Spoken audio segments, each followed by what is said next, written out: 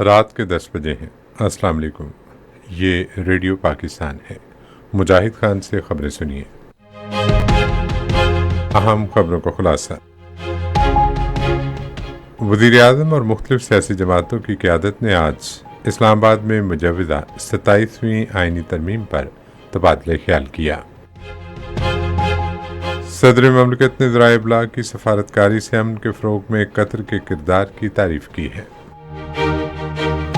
پاکستان نے ہندو برادری کو داخلے کی اجازت نہ دینے کے الزامات مسترد کر دیے ہیں۔ فیصل آباد میں پاکستان اور جنوبی افریقہ کے درمیان 3 میچوں کی سیریز کا دوسرا ایک روزہ بین الاقوامی کرکٹ میچ جاری ہے۔ اور اب خبریں تفصیل کے ساتھ۔ وزیر اعظم شہباز شریف اور مختلف سیاسی جماعتوں کی قیادت نے آج اسلام آباد میں الگ الگ ملاقاتوں میں مجوزہ 27ویں آئینی ترمیم پر تبادلہ خیال کیا۔ متحدہ قومی موومنٹ کے 7 رکنی وفد کی قیادت کنوینر اور وفاقی وزیر خالد مقبول صدیقی نے کی۔ پاکستان مسلم لیگ کاف کے 4 رکنی وفد کی قیادت بیرون ملک مقیم پاکستانیوں اور انسانی وسائل کی ترقی کے وزیر چودھری سالک حسین نے کی۔ استحکام پاکستان پارٹی کے صدر اور وفاقی وزیر مواصلات عبدالعلیم خان نے اپنی جماعت کے وفد کی قیادت کی۔ ملاقاتوں میں مجوزہ 27ویں آئینی ترمیم پر غور اور مشاورت کی گئی۔ وزیر اعظم سے ملاقات کرنے والے دیگر افراد میں بلوچستان عوامی پارٹی کے صدر اور سائنس و ٹیکنالوجی کے وفاقی وزیر خالد حسین مکسی، سینیٹر منصور احمد کاکڑ، پاکستان مسلم لیگ ضیاء سے رکن قومی اسمبلی اعجاز الحق، نیشنل پارٹی کے رہنما MNA میر پلین بلوچ، عوامی نیشنل پارٹی سے سینیٹر ایمل ولی خان اور سینیٹر عمر فاروق شامل ہیں۔ وزیر اعظم شہباز شریف نے کہا ہے کہ حکومت فٹ بال سمیت تمام کھیلوں میں نوجوانوں کو یکساں ترقی کے مواقع فراہم کرنے کے لیے پرعزم ہے۔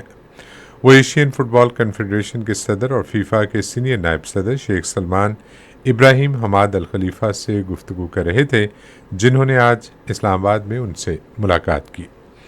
وزیر اعظم نے پاکستان میں فٹ بال کی ترقی سے خطے میں فٹ بال کے کھیل کے حوالے سے ایک اہم مرکز اور خود مختار اور میرٹ پر مبنی فٹ بال فیڈریشن کے قیام کے عزم کا اعادہ کیا۔ صدر آصف علی زرداری نے ذرائع ابلاغ کی سفارتکاری کے ذریعے امن اور مفاہمت کے فروغ کے لیے قطر کے کردار کی تعریف کی ہے۔ وہ الجزیرہ میڈیا نیٹ ورک کے ڈائریکٹر جنرل نصیر بن فیصل بن خلیفہ ثانی سے گفتگو کر رہے تھے، جنہوں نے آج دوحہ میں ان سے ملاقات کی۔ صدر نے معروضی صحافت کے فروغ اور ملکوں کے درمیان مفاہمت کے فروغ کے لیے الجزیرہ کے عالمی کردار کی تعریف کی۔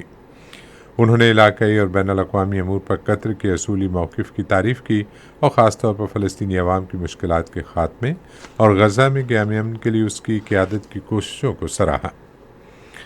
وزیر خزانہ محمد اورنگزیب نے پاکستان کی مالیاتی منصوبہ بندی کے دائرہ کار میں رہتے ہوئے موسمیاتی تبدیلی اور آبادی کے انتظام کے مسائل کو ترجیحی بنیادوں پر حل کرنے کے حکومت کے عزم کا اعادہ کیا ہے۔